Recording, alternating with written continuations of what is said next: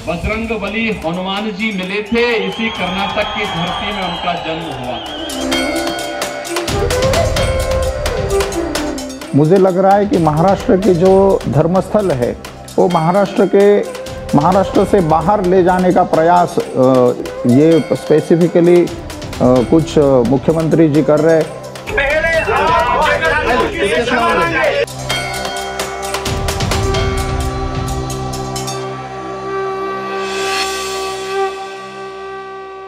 नमस्कार, मैं हूं जितेंद्र दीक्षित और आज हम बात करेंगे राम भक्त पवन पुत्र हनुमान जी की, जिनकी की एंट्री कर्नाटक विधानसभा चुनाव के प्रचार के दौरान हो चुकी है और जिनके जन्मस्थल को लेकर फिर एक बार विवाद शुरू हो गया है। कर्नाटक विधानसभा के लिए मतदान आने वाली 10 मई को होना है और चुनाव प्रचार के लिए सभी दल एड़ी चोटी का जोर लगा रहे हैं।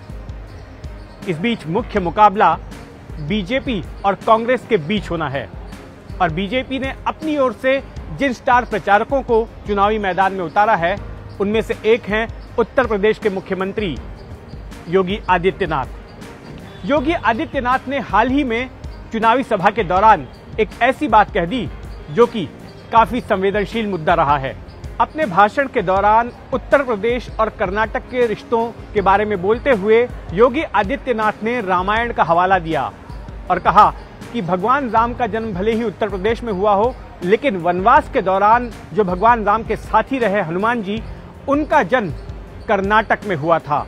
उत्तर प्रदेश और कर्नाटक का संबंध आज से नहीं, त्रेता युग से है। मर्यादा पुरुषोत्तम भगवान श्री राम के वनवास के सबसे अभिन्न सहयोगी के रूप में कोई मिला था तो बजरंगबली हनुमान जी मिले थे, इसी कर्नाटक की धरती में उनका जन्म हुआ। योगी आदित्यनाथ ने चुनावी सभा में बात तो कह दी, लेकिन उन्हें शायद उस वक्त इस बात का ज्ञान नहीं था कि हनुमान जी के जन्मस्थल का मुद्दा काफी संवेदनशील है और इसको लेकर महाराष्ट्र और कर्नाटक में भूतकाल में काफी विवाद हो चुका है। महाराष्ट्र के साधु महंतों का दावा है कि हनुमान जी का जन्म महाराष्ट्र में हुआ था।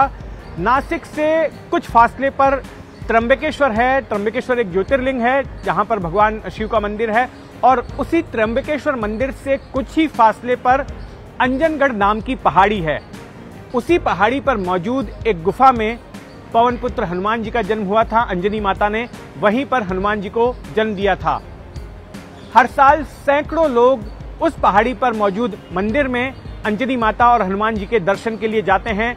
करीब 3 से 4 घंटे की ट्रैकिंग करनी होती है उस पहाड़ी तक पहुंचने के लिए और उसके बाद वहां पर हनुमान जी की एक छोटी सी प्रतिमा है जो अंजनी माता के गोद में बैठे हुए हनुमान जी दिखाई देते हैं। योगी आदित्यनाथ के इस बयान के आने के बाद महाराष्ट्र से भी संत महंतों की प्रतिक्रिया आनी शुरू हो गई और उन्होंने योगी आदित्यनाथ के बयान का विरोध किया कि हनुमान जी का जन्म कर्नाटक में हुआ था और इस बात को जोर देकर कहा कि हनुमान जी महाराष्ट्र में ही पैदा हुए थे। मुझे लग रहा है कि महाराष्ट्र की जो धर्मस्थल है वो महाराष्ट्र से बाहर ले जाने का प्रयास ये स्पेसिफिकली कुछ मुख्यमंत्री जी कर रहे हैं। योगी जी का भी हम लोग यहाँ पे बड़ा सम्मान करते हैं, लेकिन जो जन्मस्थली है वो हनुमान जी की जन्मस्थली अंजनेरी ही स्थान है, त्र्यंबकेश्वर के बगल में। ये चुनावी मामला है तो चुनावी बयानों के कारण उन्होंने इस तरह का बयान दिया हो। कर्नाटक में अभी इलेक्शन चल रहे, तो मुझे लगता है ये सब पॉलिटिकल मामला है। मुझे लगता है कि इस तरह के बयान से बचना चाहिए। पिछले साल ही इस मसले को लेकर काफी बवाल हो चुका है।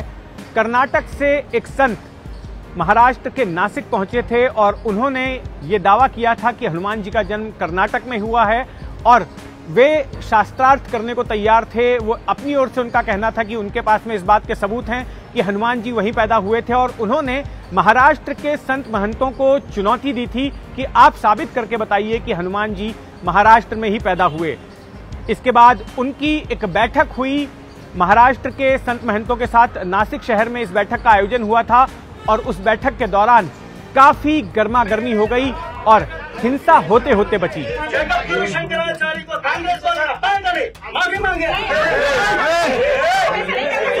ये कोई पहली बार नहीं है कि चुनाव के दौरान हनुमान जी की एंट्री हुई हो।